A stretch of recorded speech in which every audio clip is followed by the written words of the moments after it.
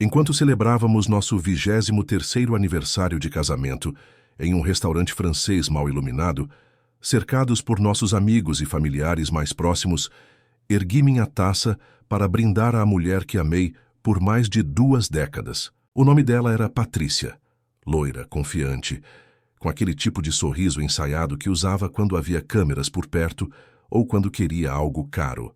Ela estava deslumbrante naquela noite, com um vestido bordô que a abraçava como um segredo. Minha mão tremia levemente ao levantar a taça de champanhe.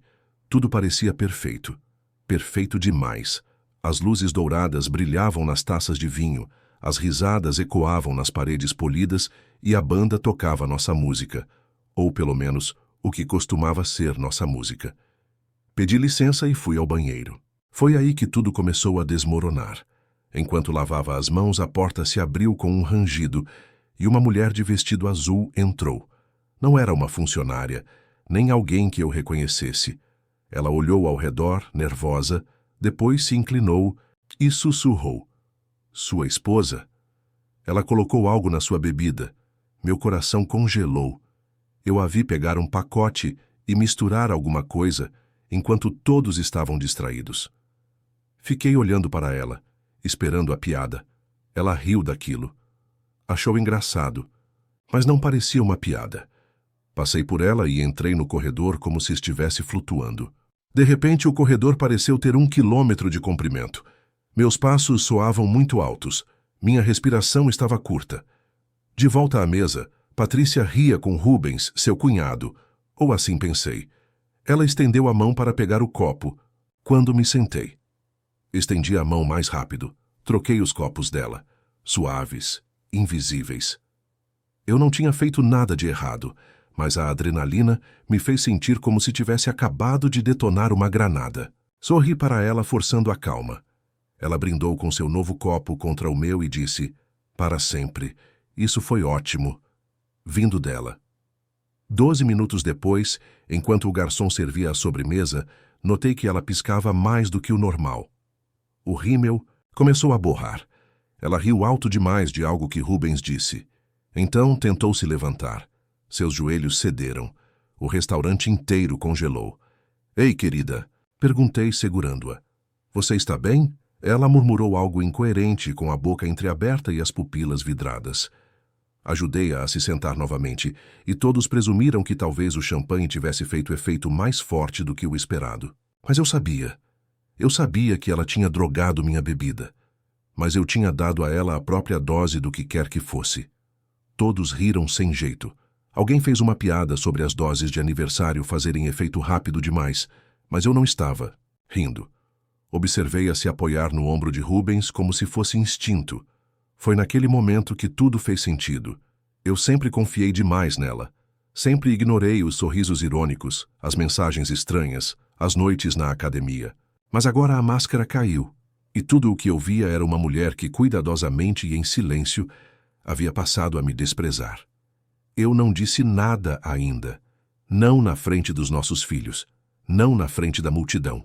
Mas dentro de mim, algo estalou. Peguei meu celular debaixo da mesa e mandei uma mensagem para o Júlio, meu amigo investigador particular, que me devia um favor.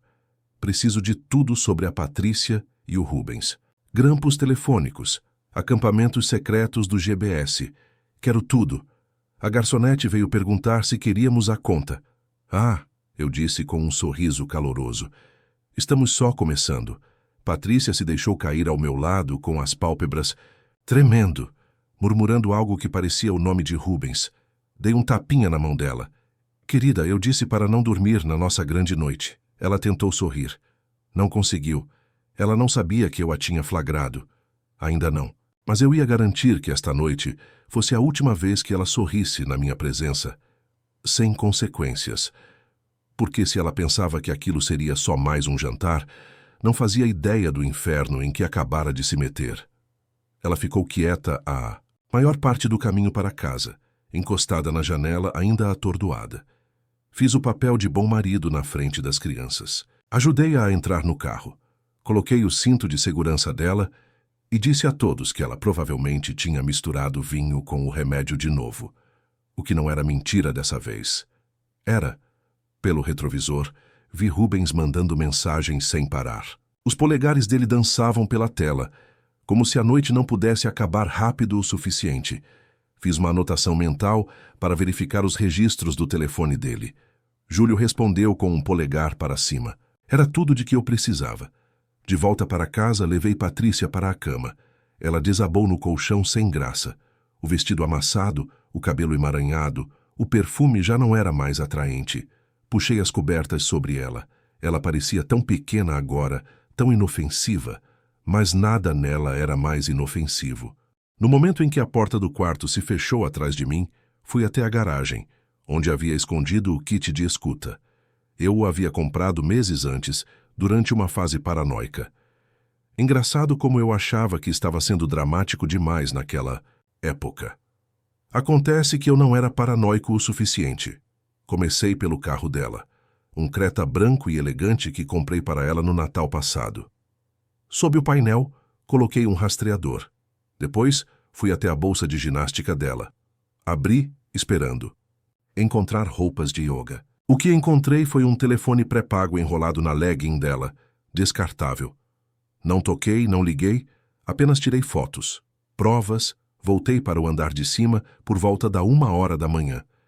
Ela dormia, roncando levemente. Fiquei olhando para ela por um tempo. 23 anos, e ela escolheu isso como presente para mim. Na manhã seguinte, ela estava com os olhos marejados, agindo como se a noite anterior não tivesse acontecido. "O que aconteceu comigo ontem à noite?" perguntou entre goles de café preto. Parecia que fui atropelada por um caminhão. "Você provavelmente bebeu rápido demais", eu disse com um tom neutro. Ela riu, deu de ombros e se inclinou para me beijar no rosto. Deixei por enquanto. Passei os 3 dias seguintes bancando o marido carinhoso, enquanto coletava informações. Júlio entregava bloqueios rápidos de telefone, vídeos e recibos de hotel. Rubens e Patrícia vinham alugando uma suíte uma vez por semana, todas as quintas-feiras, nos últimos 4 meses. Sempre o mesmo hotel, sempre com nomes falsos. Ela usou uma de suas antigas identidades da faculdade para fazer o check-in. Eles até pediam serviço de quarto. Champanhe, morangos, óleo corporal. Ela planejou tudo com precisão de hora em hora. Havia filmagens também. Eles no corredor. Ela rindo com a cabeça jogada para trás. Assistia a cada segundo, não porque precisava, mas porque queria sentir cada pedacinho da traição. Não queria apagá-la, queria gravá-la na memória. O confronto não aconteceu como eu esperava. Não gritei, não joguei nada, isso teria sido um presente para ela. Uma maneira de se fazer de vítima. Não. Esperei até o brunch de domingo em família, em nossa casa. Rubens estava lá, assim como a irmã dela, Carla, os filhos adolescentes, nossa filha Beatriz, nosso filho Lucas. Levantei-me no meio da refeição. Levantei meu copo novamente e repeti o mesmo brinde do restaurante. Aos 23 anos, eu disse, encontrando o olhar de Patrícia. Todos aplaudiram e ergueram os copos. Então acrescentei. E para o homem que confortava minha esposa todas as quintas-feiras à tarde. Rubens, como está a suíte do hotel? Silêncio. Garfos congelaram no ar. O rosto de Beatriz empalideceu. Carla deixou cair a xícara de café. Patrícia piscou lentamente, ensaiando como se não tivesse me ouvido direito. Rubens tentou falar primeiro, mas eu o interrompi. Tenho recibos, Rubens. Registros de vídeo. Você assinou o serviço de quarto com o nome falso dela. A propósito, Patrícia. Deslizei a foto impressa sobre a mesa. Ela rindo, o cabelo enrolado na toalha. Que roupa bonita em você. Pena que você nunca usou para mim. O rosto de Patrícia não se desfez. Não, isso teria sido humano. Ela apenas revirou os olhos. Ah, cresce, disse ela levantando-se. Não é como se estivéssemos apaixonados há anos. De qualquer forma, todos a encararam. Não finja surpresa. Você está chato desde 2015. Olhei para ela incrédulo. E isso lhe dá o direito de me drogar? Isso era para te fazer relaxar e parar de ser tão tenso. Eu poderia ter perdido tudo ali mesmo. Em vez disso, peguei o último envelope. Dentro dos papéis do divórcio, da divisão de bens e das cópias das mensagens dela com Rubens, eu tinha tudo. E enquanto a sala desmoronava ao seu redor, enquanto sua família se virava com desgosto, enquanto Rubens ficava branco como um fantasma ao lado dela, eu me afastei. Não porque eu fosse fraco, mas porque já estava farto de ser o idiota dela. Ela me seguiu até a entrada da garagem descalça, com a voz áspera como vidro quebrado. "Ah, então agora você é a vítima", disparou ela. "Você está agindo como um herói porque pregou uma peça na frente da família. Que maturidade!" Márcio. Continuei andando. O ar da noite estava fresco, mas meu peito queimava. Ela agarrou meu braço. "Você acha que vai me abandonar depois de todos esses anos? Depois de tudo que eu desisti por você?" Virei-me e a encarei fixamente. "Do que exatamente você abriu mão, Patrícia? Lealdade e respeito? Uma agenda fixa de quinta-feira com seu cunhado?" Sua expressão não se alterou. "Sem arrependimento, sem vergonha, apenas veneno. Eu deveria ter te deixado anos atrás", ela sibilou. "Você era uma aposta segura, um provedor, mas você é frio e chato, e ver você sentado naquela mesa idiota todas as noites me fez sentir como se estivesse morrendo por dentro. Você quer dizer a mesa que te deu esse creta?" Eu disse: "As férias, a casa, a escola particular da Beatriz." Ela deu um sorriso irônico. "Você não entende. Nunca entendeu. Você é o tipo de homem com quem as mulheres se contentam. Não desejam." Isso me tocou mais fundo do que eu esperava. Talvez porque não fosse a primeira vez que eu pensava nisso, ela continuou falando, elevando a voz. "Eu fiquei porque era mais fácil, mas não ouse agir como se fosse algum tipo de prêmio. Você era um emprego e eu precisava de uma pausa do expediente das 9 às 5. Fiquei ali em silêncio, com o punho cerrado ao lado do corpo. Não porque eu fosse bater nela. Não, porque eu queria gritar, mas não gritei. Em vez disso, fui até o meu carro. Abri o porta-malas e tirei uma mala pequena. Arrumei-a naquela manhã só por precaução. "Você vai embora?" Ela perguntou, de braços cruzados como se estivesse em vantagem. "Não", eu disse. "Sim", ela corrigiu. Ela riu. Riu mesmo. "Esta é a minha casa. Tirei a escritura da bolsa, aquela que transferi meses atrás, quando comecei a notar os sinais de alerta. Não mais." O riso dela sumiu. "Eu já esperava por isso", eu disse, "e tive tempo para me preparar. Você estava ocupada com Rubens enquanto eu me organizava. Então deixa eu simplificar. Você vai fazer as malas, ir embora hoje à noite e assinar os papéis do divórcio. Vai dispensar a pensão alimentícia, porque eu tenho as filmagens, as mensagens, as drogas, tudo." O rosto dela se fechou pela primeira vez. "Vou destruir toda a sua reputação se você me pressionar. Você vai perder o emprego, os amigos, a imagem. Vou te tornar infame em círculos que você achava que te veneravam. Então não me teste, Patrícia." Hoje não. Ela me encarou como se estivesse olhando para alguém que nunca conheceu. "Você não é quem eu casei", ela sussurrou. "Não", eu disse. "Aquele homem teria implorado para você ficar. Fui eu quem o viu morrer no momento em que você escolheu Rubens." Virei as costas para ela novamente. Entrei. Não me importava para onde ela fosse. Não me importava para quem ela ligasse. Aquela parte de mim, a parte que se agarrava a ela, que esperava que ela tivesse recuperado a razão, aquela parte estava enterrada agora. Lá em cima, Beatriz estava sentada na beira da cama, com os joelhos dobrados contra o peito. "Você está bem, pai?" Assenti, engolindo o nó na garganta. "Eu ficarei." Ela parecia querer perguntar mais. Eu não tinha forças para dizer em voz alta que a mãe dela havia traído todos nós. Então, sentei-me ao lado dela, passei o braço em volta dos seus ombros e ficamos ali em silêncio. Lá embaixo, a porta da frente bateu e, com isso, 23 anos de mentira saíram da minha vida. A manhã seguinte pareceu irreal. Acordei em silêncio. Nada de Patrícia fazendo café, nenhum perfume pairando no corredor, nenhum barulho de saltos altos no chão de mármore. A casa parecia oca, não vazia, apenas limpa, como se a ausência dela tivesse desinfetado o lugar.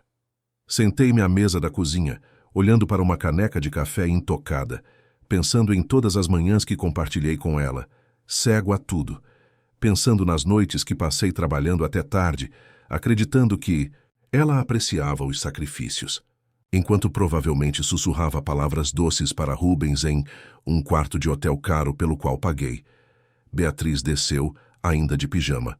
Ela não disse muita coisa, apenas se serviu de cereal e sentou-se à minha frente. "A mamãe vai voltar?" perguntou baixinho. Respirei fundo. "Não para esta casa." Ela olhou para a tigela e assentiu. Eu ouvi o que ela disse. "Ontem à noite." Não perguntei qual parte. Eu sabia que não importava. Qualquer parte era veneno. "Ela está diferente há muito tempo", acrescentou Beatriz. "Eu só não queria que fosse real. Nem eu disse. A campainha tocou antes que eu pudesse dizer mais alguma coisa. Abri e encontrei Rubens. Claro.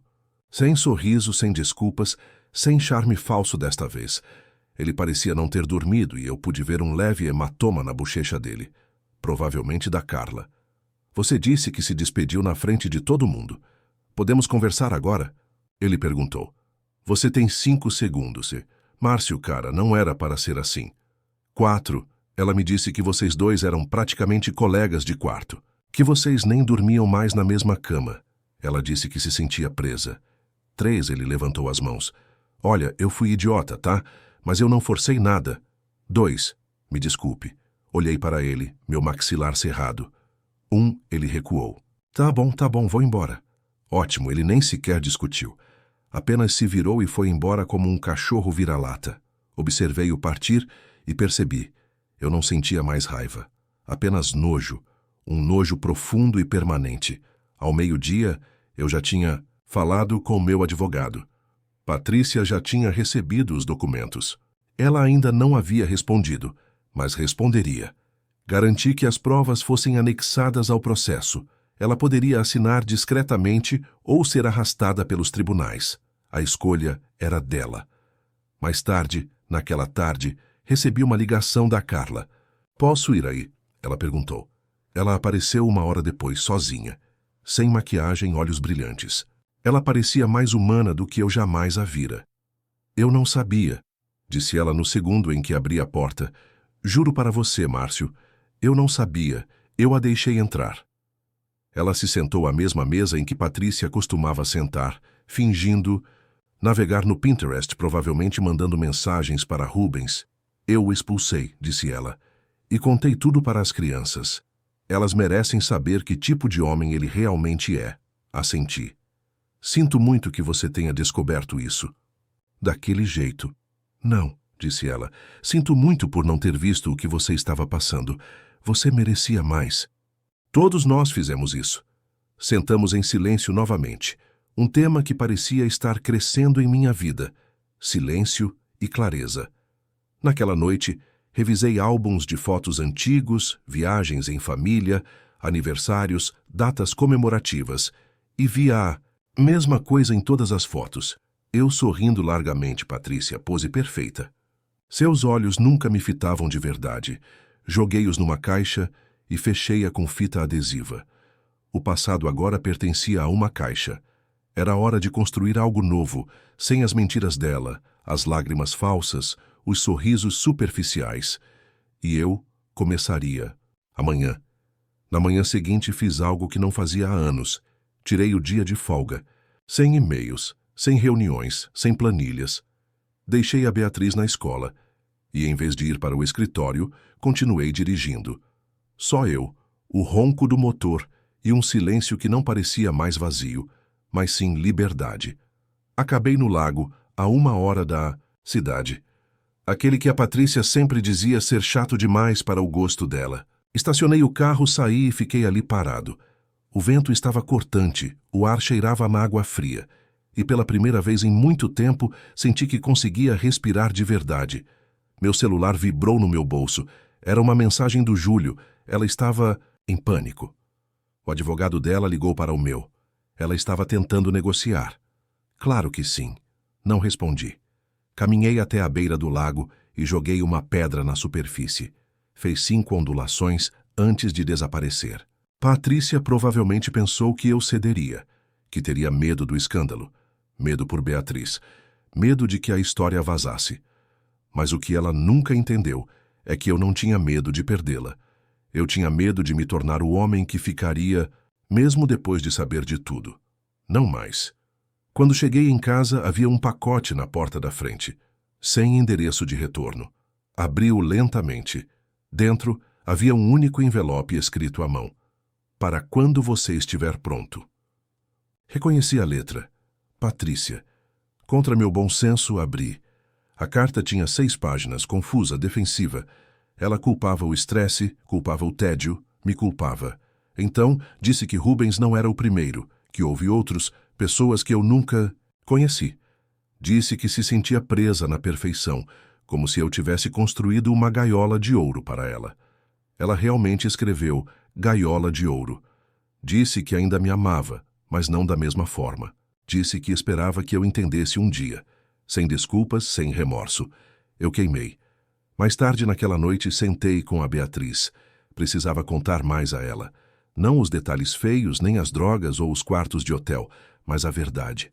Sua mãe e eu vamos nos divorciar, eu disse gentilmente. Ela não chorou, apenas assentiu. Eu pensei, quero que você saiba que isso não é sua culpa. Nada disso é. Eu sei, ela sussurrou. Então, depois de um momento, perguntou, posso ficar com você? Aquilo quase me destruiu. Você sempre terá um lar comigo, eu disse. Sempre. A semana seguinte foi cheia de papelada, advogados e noites tranquilas. Carla passou por aqui algumas vezes. Conversamos não sobre o passado nem sobre o Rubens, mas sobre livros, música, coisas bobas que não faziam mal. Ela trouxe sopa quando a Beatriz ficou doente. Ficou até tarde uma vez, depois que a Beatriz foi dormir, conversando comigo no sofá até nós dois adormecermos sentados. Não foi romântico, foi real. Um tipo de paz que eu esqueci que existia. Patrícia tentou mais uma vez. Apareceu sem ser convidada, toda em lágrimas e com a respiração trêmula, perguntando se poderíamos recomeçar. Eu não gritei, não xinguei. Apenas a olhei nos olhos e disse, você acabou com isso, Patrícia. Eu sou só quem está enterrando isso. Ela foi embora sem dizer uma palavra. Observei o carro dela se afastar, as lanternas traseiras desaparecendo, na noite, e soube que finalmente tinha acabado. Semanas se passaram. A casa começou a parecer diferente, mais quente, mais calma. Sem a tensão constante de Patrícia no ar, tudo pareceu respirar novamente, até as paredes. Comecei a dormir a noite toda. Beatriz também. Seu riso retornou lentamente, hesitante no início, mas sincera. Ela até convidou uma amiga para passar o fim de semana. O silêncio não era mais pesado. Era tranquilo. Redecorei o quarto, não por despeito, mas por necessidade. Tirei das paredes as fotos emolduradas dela, as velas perfumadas que ela nunca acendia, as almofadas de seda que ela escolhia pela beleza, não pelo conforto. Substituí-os por coisas que pareciam comigo e com a Beatriz, fotos de família, luzes aconchegantes, um cobertor novo que ela me ajudou a escolher. Ela disse que isso tornava o quarto menos artificial. Eu sabia exatamente o que ela queria dizer. Uma noite, me vi sentado na varanda com uma taça de bourbon, apenas observando as estrelas. Eu não fazia isso desde os nossos primeiros anos de casamento, antes de Patrícia me fazer sentir como se fosse uma perda de tempo. Ela sempre precisava de alguma coisa. Atenção, elogios, status, dinheiro, validação, mas nunca de paz. A paz a entediava. Essa era a parte que faltava até que ela gritasse para mim na sua ausência. Naquela mesma noite, Carla me mandou uma mensagem. Está acordado? Eu respondi, sim, na varanda. Ela apareceu 10 minutos depois, de moletom e calça jeans, sem maquiagem, sem fachada. Não conversamos muito no começo, apenas ficamos sentados. A brisa era suave, e a lua pairava baixa, como se tivesse seus próprios segredos. Depois de um tempo, ela disse, sabe, acho que o Rubens sempre teve ciúmes de você. Dei uma risada cortante. Ele tinha um jeito estranho de demonstrar isso. Ele queria a sua vida, o respeito, a constância. Ele só não queria merecê-los. Ficamos sentados um pouco mais antes de eu perguntar, e você? Você... Tudo bem. Vou ficar, ela disse e acrescentou. Eu a odiava, sabe, pelo jeito como ela te tratava, mesmo antes do caso. Você simplesmente nunca percebeu. Ou talvez tenha percebido, e simplesmente não queria acreditar. Virei-me para ela. Eu queria acreditar nela mais do que ela merecia. Desviei o olhar. Bem, ela me conquistou por inteiro por 23 anos. E agora? Carla perguntou. Agora, eu disse, eu reconstruí. Ela sorriu. Um sorriso discreto, mas genuíno. Poucos dias depois, o divórcio foi finalizado. Sem drama judicial, sem brigas prolongadas. Ela assinou tudo. Provavelmente achou que isso a fazia parecer nobre. A verdade é que ela não queria que a verdade fosse revelada publicamente. A reputação dela importava mais do que a vingança. Eu fiquei com a casa, a custódia total da Beatriz e a maior parte dos nossos bens. Ela ficou com o Creta, as mentiras e um apartamento no qual eu não tinha interesse. Ela tentou uma última tentativa de contato com um advogado. Um bilhete que pediu para passar adiante. Dizia: talvez um dia você perceba que não foi o suficiente para mim, e talvez esteja tudo bem. Eu ri quando li. Não porque doesse, mas porque não doía. Aquela mulher tinha ido embora. Não apenas da minha casa, da minha vida, do meu coração. Ela podia gritar para as paredes vazias do seu apartamento o quanto quisesse. Eu não estava mais ouvindo. No dia seguinte à assinatura dos papéis, levei a Beatriz para jantar, só nós dois. Fomos ao mesmo restaurante francês, o lugar onde tudo começou. Ela hesitou no início, até eu dizer: vamos recuperar isso. Sentamos em uma mesa diferente. Sem família, sem brindes, sem veneno, apenas pizza, risadas e histórias. Histórias de verdade. Ela me perguntou sobre meus tempos de faculdade e eu contei coisas que nunca tinha compartilhado antes. Rimos até a sobremesa. E quando estávamos saindo, a recepcionista me parou e disse: você tem uma filha incrível. Eu sei, eu disse. Ela é a razão pela qual eu saí do inferno. Chegamos em casa e Beatriz me abraçou na porta. Estou orgulhosa de você, pai. Ela disse: você não desmoronou. Eu beijei o topo da cabeça dela. Isso porque você estava aqui para me manter de pé. E assim, de repente, a vida recomeçou. Não perfeitamente, mas honestamente, uma tarde, semanas depois de a poeira finalmente baixar, recebi um convite. Veio em um envelope branco, grosso, com letras em relevo e um selo dourado. À primeira vista, pensei que fosse uma brincadeira. Talvez de um antigo colega ou de um parente sem noção. Mas quando o abri, o sorriso desapareceu do meu rosto. Rubens e Patrícia estavam ficando noivos. Eles tiveram a audácia de me enviar um convite. Não só isso, mas o bilhete escrito à mão por Patrícia dizia: sem ressentimentos. Achei que você gostaria de encerrar o assunto. Adoraríamos que você e a Beatriz viessem. Não havia uma palavra em português suficiente para descrever o que eu sentia naquele momento. Não mostrei o convite para a Beatriz. Ela não precisava carregar mais o peso da Patrícia do que já carregava. Joguei o envelope no lixo calmamente. Depois tirei o pacote inteiro e queimei na fogueira do quintal. Naquela noite, contei para a Carla. Estávamos jantando no pátio dela, só nós duas, sob luzes de corda, num céu de verão. Eles te mandaram um convite? Ela perguntou, cerrando os dentes. Assenti. Acho que agora eu deveria aplaudir. A traição deles. Carla olhou fixamente para a taça de vinho. Ela nem está envergonhada. É isso que é assustador. Ela nunca esteve, eu disse. Mesmo quando foi pega, mesmo quando lhe mostrei as provas, sua consciência já estava vendida junto com o resto de sua alma. Carla riu amargamente. Eu costumava invejá-la. Sua confiança, sua aparência, o jeito como ela sempre entrava em um ambiente como se fosse a dona dele.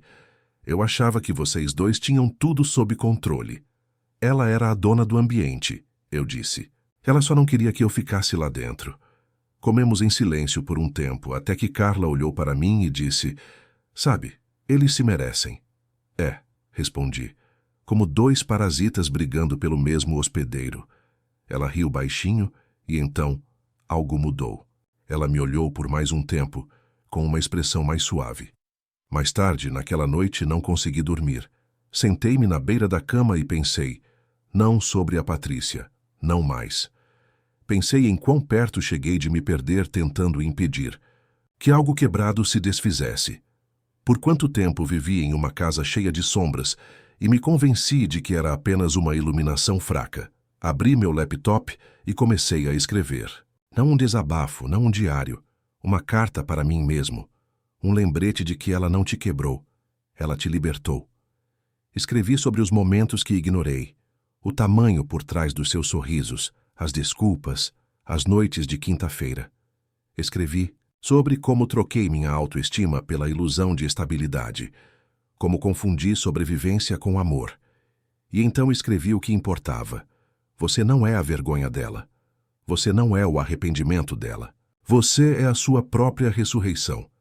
Na manhã seguinte, imprimi e guardei na carteira só para o caso de esquecer. O casamento aconteceu, é claro. Soube por um amigo em comum. Um resort caro, torres de champanhe, um tema de conto de fadas, moderno. Não fui, mas enviei um presente. Uma foto minha e da Patrícia, emoldurada do nosso casamento, dividida ao meio. No verso, um bilhete escrito à mão. Contos de fadas. E este demorou mais do que a maioria. Nunca mais tive resposta.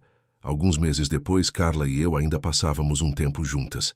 Era lento, real, sem esforço. Beatriz tinha se aproximado dela.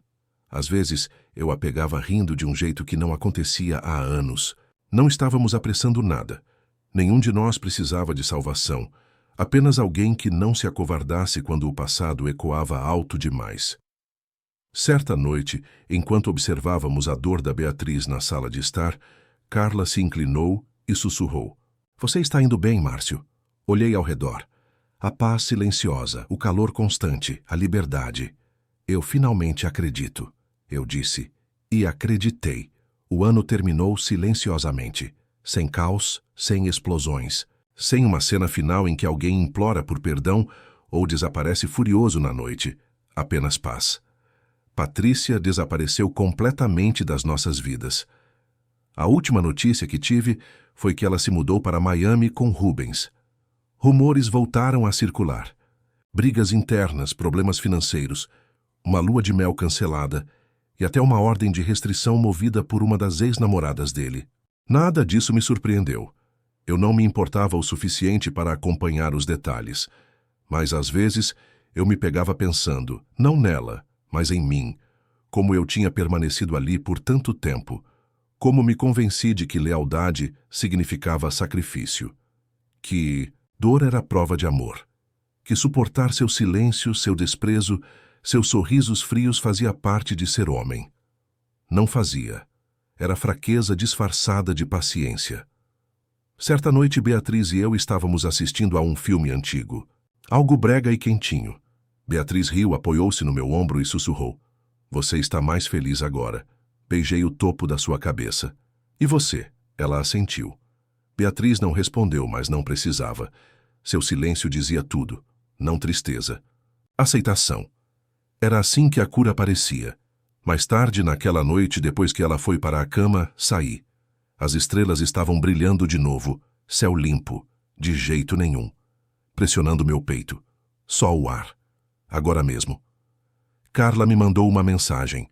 Ainda acordada, respondi. Sempre. Ela me mandou uma foto da Beatriz e da sobrinha brincando no parque mais cedo naquele dia. Um momento simples. Um momento completo. E me tocou. Eu tinha parado de esperar que a vida voltasse ao normal. Eu tinha construído um novo normal. Um que não girasse em torno da aprovação de outra pessoa. Um onde o amor não era implorado, mas demonstrado. Onde eu não estava andando sobre vidro, mas sobre chão firme.